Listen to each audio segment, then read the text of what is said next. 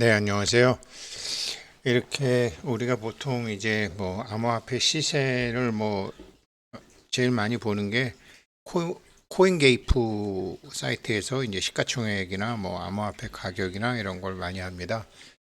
그런데 코인게이프에서 파이코인 최근 동향이 특이하다. 이런 기사가 나서 한번 봤는데, 이제 우리 회원님들은, 우리 이 파이오니어님들은 대충 아시는 거니까 이 기사를 보면 이제 이해가 되시는 거죠. 음, 먼저 말씀드렸죠. 파이가 4개의 기둥으로 돼 있다. 그 중에서 제일 일단 그 법적 주체의 기능을 하는 모든 그 저기 뭐야 헤드 오피스이죠. 총 지휘본부는 파이비트 리미티드다. 이거는 버진 아일랜드에 세웠다. 그런데 OKX 거래소와 거래소 유럽법인과 깊은 관련을 갖고 있다. 이제 이렇게 그 백서에 낸 거를 본 거죠. 그러니까 핵심 내용은 코인게이프에서 한 건 뭐냐면, 이거 누가 이렇게 파일을 많이 사는 거야? 이거 0.5불만 가도 2억 불어치가 되는데, 거진 이렇게 누가 많이 사지? 이제 그러면서 의문을 제기한 게, 일요일 날 미국 시각으로 37만 5,214개 파일을 샀대요. 최근 누적을 보니까 270만 개 파일을 샀대요. 그래서 현재 3억 8,100만 파일을 보유한 고래가 누구냐? 그래서 왜 다른 거랑 그렇게 다르게 놀게 하는 거냐? 파이가 뭐 있냐? 지금 이제 이런 기사였어요. 그래서 제가 야 이거 스위프트에 파이가 스위프트에 11월 22일에 정식 공지가 난다고 그랬는데 22일이 토요일이니까 24일 월요일 안 나나? 그 자료를 이제 다시 한번 찾아본 거죠. 이게 지금 여기서 이 코인게이프에서 이렇게 했지만 제가 어제 말씀드렸죠. 여기 파이비트 리미티드 버진 아일랜드 여기 백서를 보면 EU 미카에 한 거를 보면 OKX와 관련이 있는데 그러면서 뭐라고 자체 보고를 했냐면 우리는 3억 7천만 개를 살 것이다. 살 것이다. 이렇게 된 거죠. 3억, 그게 약 3억 7천만 개를 살 것이다. 3억 7천만이나 뭐 3억 8천100만이나 비슷하잖아요. 그러면 우리는 짐작할 수 있는 거죠. 아, 하이비트에서 사는구나. 하이비트에서 사는구나. 라고 하는 거죠. 그렇게 이제 얘기를 했는데, 근데 왜 사는데? 이거를 잘 몰라고 왜 사는데? 떨어질까봐? 그것에 대한 얘기를 말씀드리는 건데요. 먼저 이제 이게 한 달 됐거든요. 파이네트워크가 그 스위프트 내부 통합을 해서 얻었다라고 나왔는데 파이네트워크가 OKX를 통해서 했다라. 그러니까 OKX가 최초의 2월 20일 날 상장 거래소이기도 하고 이렇게 합작 법인도 지금 만들고 있고 또 스위프트 가입도 여기랑 했고 이거 OKX는 미국 거래소가 아니라 중국 거래소 아닌가? 그 뭐, 예. 아무튼 그래서 이제 이렇게 나왔는데 이게 11월 22일 날 뭐가 된다 그래서 자료를 찾아봤거든요. 그래서 결국은 이게 뭐 전부 그러니까 OKX를 통해서 뭐를 이렇게 예전부터 했더라고요. 이분이 이제 처음에 낸 거더라고요. 이분이 처음에 이제 내면서 X에 낸 거를 이렇게 기사에서 받아서 한 건데 번역 꼬부랑 글씨 말고 한국어로 보면 파이네트워크 암호화폐 파이가 스위프트 시스템에 등재가 됐다. 그래서 국경 간 뭐 219개국 할 거니까 해야 되겠죠. 국경 간 은행 기능을 사용할 수 있게 된다. 언제부터? 11월 22일부터.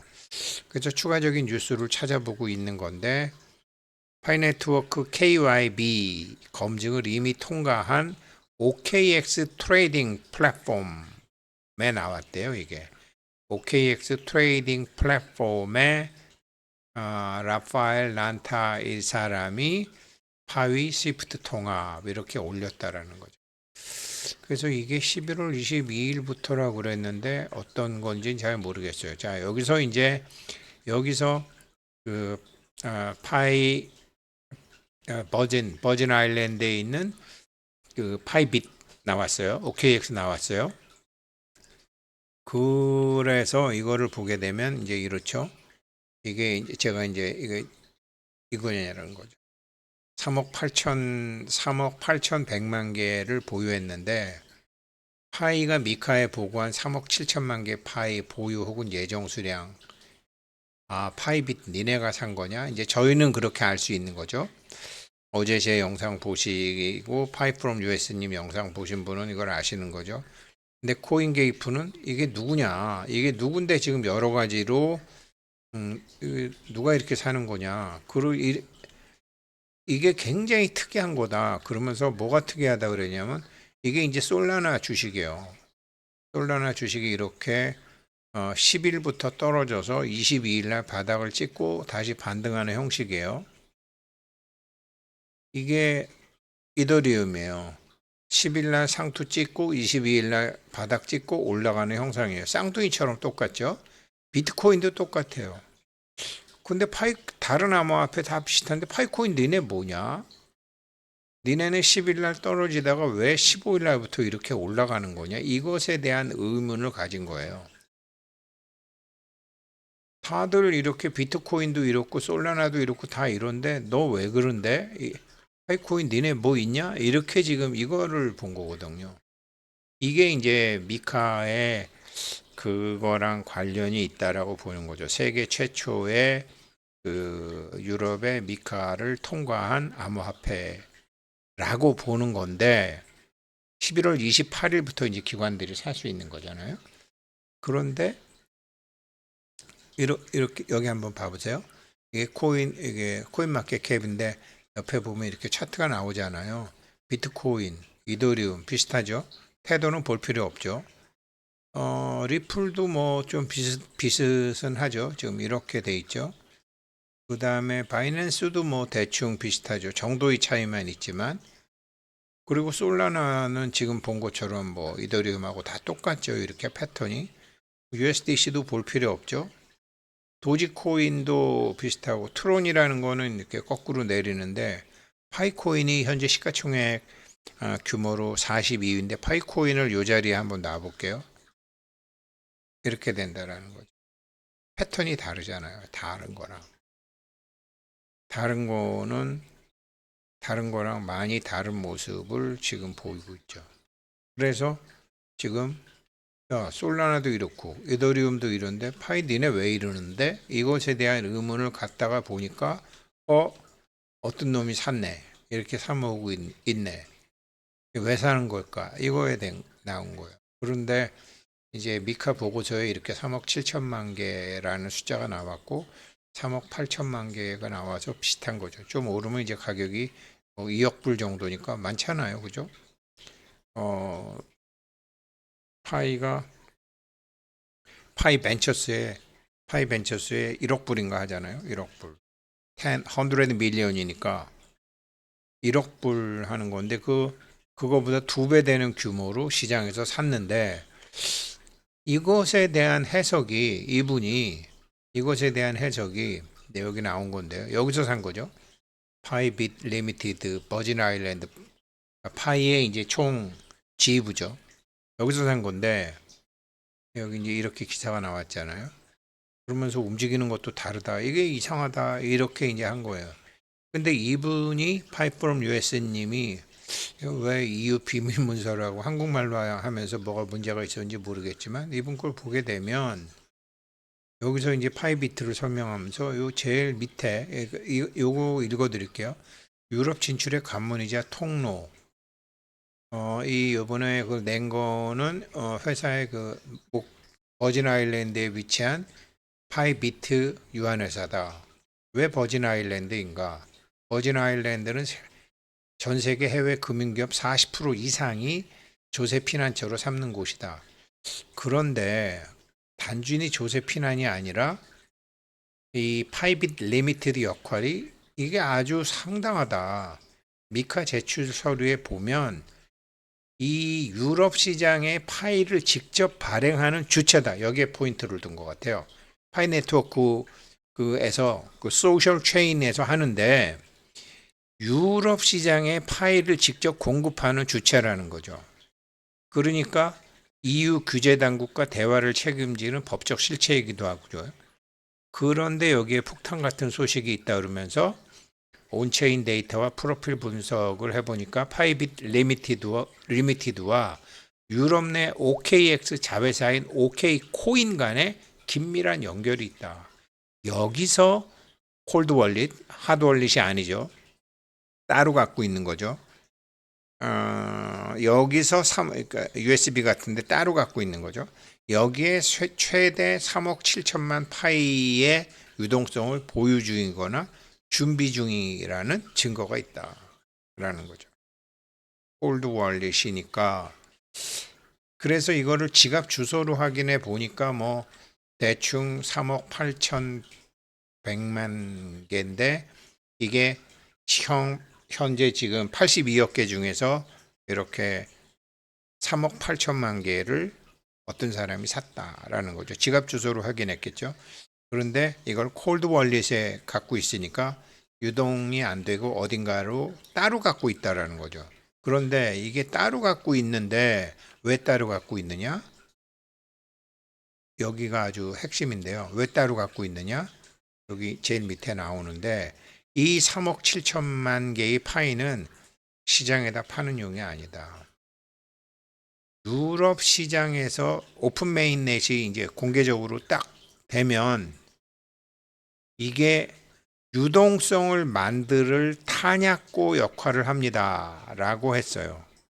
유동성을 창출한다라는 거죠. 여기다가 포인트를 줬는데 그러니까 이 3억 7천만 개는 시장에다가 파는 게 아니라 오픈 메인넷이 될 때 아마 어디랑 이렇게 뭘 하는 것 같다라는 거예요.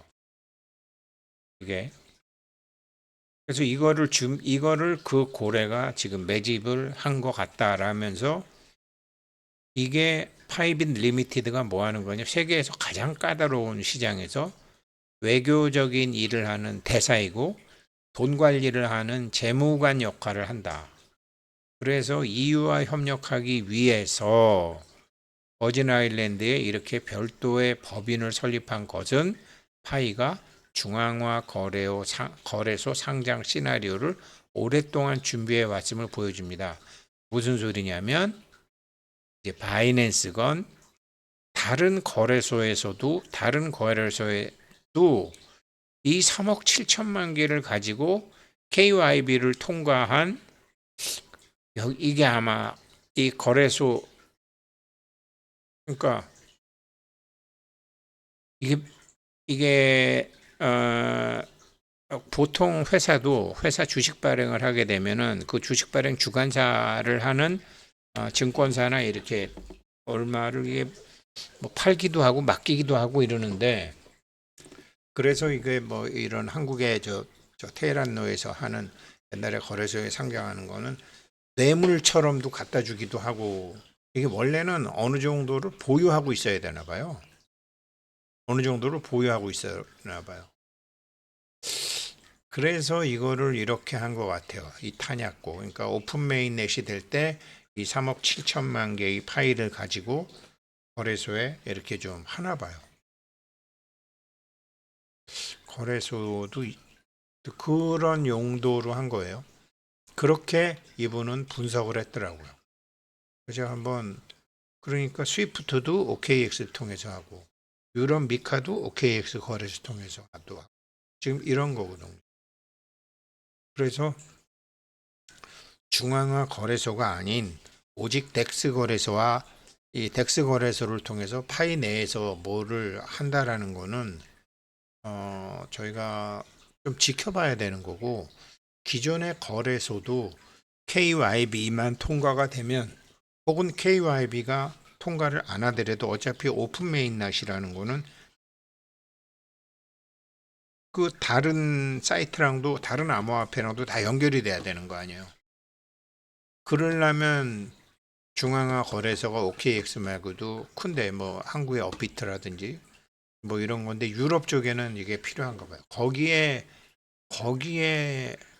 만약에 거래소들이 각자 물건을 사기 시작하면 시장이 교란되고 가격이 막 변동이 심할 거 아니에요. 근데 가격이 변동이 심한 게 파이는 별로 안 좋은 거죠. 사실 예를 들어서 우리도 지금 가격이 좀 왜 빨리 올랐으면 좋겠다라고 생각하지만 사실은 그렇지는 않거든요. 악성 매물이 여기서 정리돼야지 여기서 정리를 안 되고 막 1불에서 2불 가고 2불에서 10불 갈 때 그때 매물 나오면 장기적인 파이오니어들은 짜증나는 일이거든요. 여기서 이런 식으로 하면서 악성 매물들, 급한 매물들을 참 털어내야 되는 거죠.